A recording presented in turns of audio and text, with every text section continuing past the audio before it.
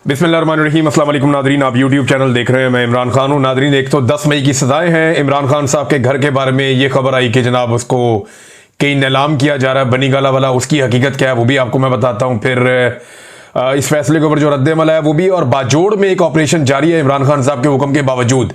और भी कुछ खबरें हैं, बहुत सारी तफसीलात है, मैं आपके सामने रख लूंगा अगले 10-15 मिनट में। सबसे पहले तो 9 मई के 2 मुकदमात में फैसले आए हैं, और ये 2 अलग अलग मुकदमात हैं। इनमें से एक मुकदमा शादमान थाने का जलाओ घिराव 9 मई के हवाले से, और दूसरा राहत बेकरी का जलाओ घिराव। ये 2 मुकदमात हैं। इनमें जो सजाएं सुनाई गई हैं उनमें जो अहम लोग हैं जिन्हें सजा हुई है, डॉक्टर यास्मीन राशिद साहिबा 10-10 साल की सजा हो गई, उमर चीमा साहब 10-10 साल की सजा हो गई, एजाज चौधरी साहब 10-10 साल की सजा हो गई सेनेटर, और मियां महमूद रशीद 10-10 साल की, इन्हें भी सजा हो गई है। आयशा भुट्टा साहिबा को 10 साल की सजा हुई है, और इमरान खान साहब के गार्ड हाफिज अरशद, इन्हें भी 10 साल की सजा सुनाई गई कैद की। हालांकि उस वक्त वो इस्लामाबाद में मौजूद थे, इमरान खान के साथ उनकी सिक्योरिटी कर रहे थे जिस वक्त बाद में लाहौर में एहतजाज हुआ। तो इतनी जल्दी तो बंदा पहुंच ही नहीं सकता। अब इनके पास कोई जहाज जो हेलीकॉप्टर तो था नहीं, लेकिन फिर भी इनको भी सजा दे दी गई है 10 साल की। तो यानी जो भी निज़ाम को लगता है कि इन लोगों को सजा देनी चाहिए तो उन्हें दी जाती है। अब कुछ लोग जो है उन्हें बरी किया गया है इन केसेस में, जिनमें शाह महमूद कुरैशी साहब एक बड़ी अहम शख्सियत है। इन्होंने 2 साल तकरीबन जेल काटी है, और अब शायद वो बाहर आ जाए। उनके बाहर आने से ये होगा कि पाकिस्तान तहरीक इंसाफ को एक ऐसी शख्सियत मिल जाएगी आज़ाद, जो मामलात को देख सकेगी। देखिए, इससे पहले परवेज इलाही साहब बाहर आए, लेकिन वो कुछ भी नहीं कर पाए, पार्टी के लिए कोई फाल किरदार उन्होंने अदा नहीं किया। वो तब से अब तक खामोश हैं और बेहतर वक्त का इंतजार कर रहे हैं। शाह महमूद कुरैशी साहब बाहर आते हैं तो क्या एक्टिव हो पाएंगे, मामलात को कंट्रोल कर पाएंगे, चीजों को अपने हाथ में ले पाएंगे? इमरान खान साहब के साथियों में से एक है, वफादारी उन्होंने निभाई है, बहुत मार खाई है, लेकिन उनके बेटे की वजह से एक कंट्रोवर्सी जन्म ले गई थी, और अभी जो उनको बाइज्जत बरी किया गया है, कुछ लोग इसके ऊपर मुख्तलिफ किस्म की बातें कर रहे हैं। लेकिन ये तो वक्त साबित करेगा कि शाह महमूद कुरैशी साहब बाहर आकर किस तरह के फैसले करते हैं। उनके फैसलों से अंदाजा हो जाएगा लोगों को कि शाह महमूद कुरैशी साहब किस तरफ खड़े हैं। बहरहाल वो बाइज्जत बरी हो गए, ये बड़ी अच्छी खबर है उनकी फैमिली के लिए, और वो बिल्कुल बेगुनाह थे इस सारे मामले में। देखिए, बहुत सारे लोगों का, किसी का बहुत थोड़ा सा कसूर हो सकता है, वो वहां मौजूद हो सकता है, किसी का कसूर हो सकता है कि वो वहां से गुजर रहा हो सकता है। शाह महमूद कुरैशी साहब का तो ये भी नहीं था, तो उन्हें तो बिला वजह ही जेल में डाला हुआ था, और उनको काफी रगड़ा लग चुका है। आयशा भुट्टा साहिबा 10 साल की सजा उनको हुई है। फिर सरम जावेद खान को 5 साल की सजा हुई इस सारे मामले में, और आलिया हमजा साहिबा को भी 5 साल की सजा हुई इसी केस के अंदर। तो टोटल 45 मुल्जिमान के ट्रायल हुए हैं, जिनमें से 25 गिरफ्तार थे और 15 इश्तिहारी हैं। एक का इंतकाल हो गया है, और कुछ जो है वो जमानतों के ऊपर है। तो ये है जनाब सारा मामला उस केस का जो पाकिस्तान तहरीक इंसाफ पर 9 मई के हवाले से चलाया गया। शवाहिद और सबूतों की सूरत-ए-हाल आपके सामने है। साजिश का मामला जो रखा गया वो भी आपके सामने है कि छोटी सी टेबल के नीचे छुपा हुआ पुलिस वाला, पर्दे और सोफे के नीचे घुसा हुआ पुलिस वाला, ये अब इस साजिश के स्टार गवाहान हैं।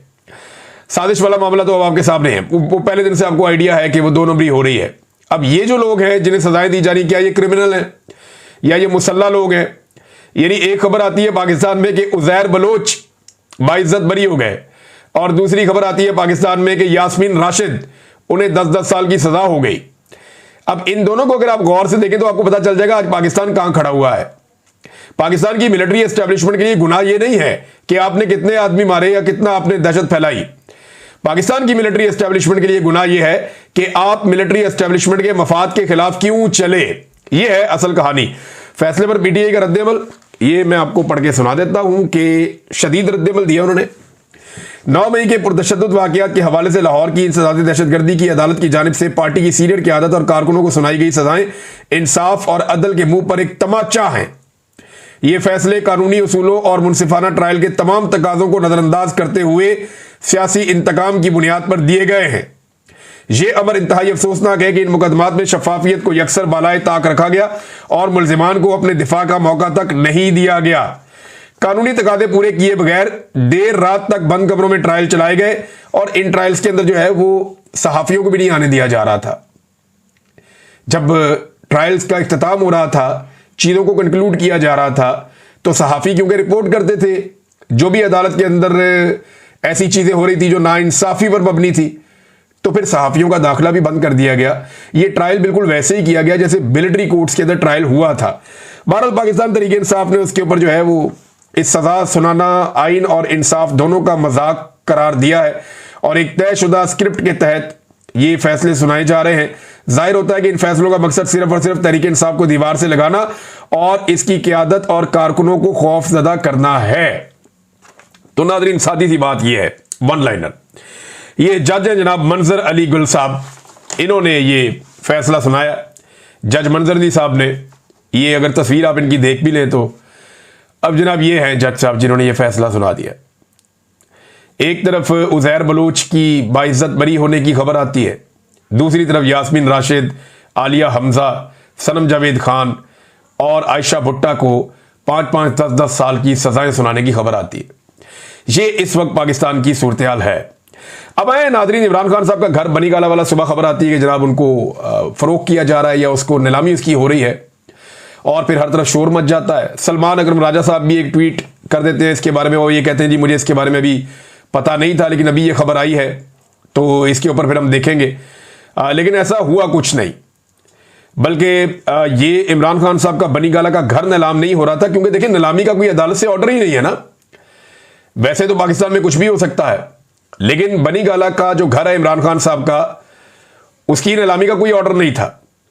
लोगों ने इसको ऐसे लिया क्योंकि जो इश्तिहार लगा हुआ था ना, उस इश्तिहार पे इमरान खान साहब का ऊपर नाम लिखा हुआ था और बनीगाला लिखा हुआ था। तो नॉर्मली आदमी को यही लगता है, मुझे भी पहले इश्तिहार पढ़ के यही लगा कि ये ऐसे ही है, लेकिन फिर मैंने 2-4 लोगों से रब्ता किया तो उन्होंने बताया नहीं, ये प्रॉपर्टी मलिक रियाज की और फराह खान की है। यानी कुछ प्रॉपर्टी जो है वो मलिक रियाज के बेटे अली रियाज के नाम पे थी और कुछ जो है वो फराह खान की प्रॉपर्टी थी जो बुशरा बीबी की दोस्त हैं। फराह खान बहुत सारे हवालों से कंट्रोवर्शियल हैं, पंजाब में ट्रांसफर पोस्टिंग के हवाले से भी इनका नाम आता रहा है और कुछ करप्शन के हवाले से भी इनका नाम आता रहा है, लेकिन अभी तक इनके खिलाफ कोई ऐसी चीज पकड़ी नहीं गई और ये काबू भी नहीं आई, ये पाकिस्तान से बाहर चली गई थी। और बुशरा बीबी की क्योंकि ये ताल्लुक वाली थी तो बुशरा बीबी को इनके जरिए से लपेटा जाता है, लेकिन बुशरा बीबी के खिलाफ अभी तक कोई चीज वैसे साबित करने में रियासत नाकाम रही है। बहरहाल फराह खान वाला मामला जो है ये पहले भी मशकूक था और आज भी है, और ये जो नीलामी हुई है इसमें 2 लोगों की प्रॉपर्टी थी, अली रियाज की जो मेरी इत्तला के मुताबिक है और फराह खान की थी। अली रियाज की 405 कनाल की जो अरादी है, 405 कनाल, ये इसके बारे में है कि ये सेल हो गई है, ये बिक गई है और फी कनाल जो है वो 34,20,000 रुपए के हिसाब से बिकी है। तो कीमत तो बड़ी अच्छी, यानी ये सस्ती बिक गई है। जिसने खरीदी है वो तो मुनाफे में रहा है। 34 लाख रुपए कनाल तो इस्लामाबाद में जमीन मिलती ही नहीं है। अगर किसी को 34,20,000 रुपए कनाल के हिसाब से जमीन मिल गई इस्लामाबाद बनीगाला में तो वो बड़ा लकी आदमी है। तो अली रियाज वाली 405 कनाल अरादी तो ये ऐसे गई, जबकि फराह खान की जो जमीन है वो नहीं बिक सकी। टोटल 2 लोग आए जो इस बोली में शामिल हो रहे थे, यानी लोगों की दिलचस्पी भी नहीं, लोगों को आइडिया है कि ये जमीनें कैसे बिक रही हैं और क्या हो रहा है, कल को पता नहीं क्या होगा, अदालत से कोई ऑर्डर आ जाएगा, बिला वजह मुशक्कत करने की जरूरत नहीं है। ये चीजें शरीफ खानदान के साथ भी होती रही हैं, लेकिन उनके तो बड़े सीरियस मुकदमात थे करप्शन के। लेकिन जो उनके घर के साथ किया गया, उनकी गैर मौजूदगी में परवेज मुशर्रफ ने उनके घर को एक ओल्ड होम में तब्दील कर दिया था और वहां पे बूढ़े लोग रहते थे। बाद में जब शरीफ खानदान वापस आया तो मैं वहां गया उनका इंटरव्यू करने के लिए, तो वो बूढ़े लोग वहां से निकाले जा रहे थे और शरीफ खानदान ने वापस अपना घर रेनोवेट किया और अब वहां पे दफ्तर बनाया हुआ इन्होंने मॉल टाउन में, तो उनके घर पे कंट्रोल हो गया था। अब तक के लिए इतने, अपना ख्याल रखिएगा, अपने चैनल का भी। अल्लाह हाफिज।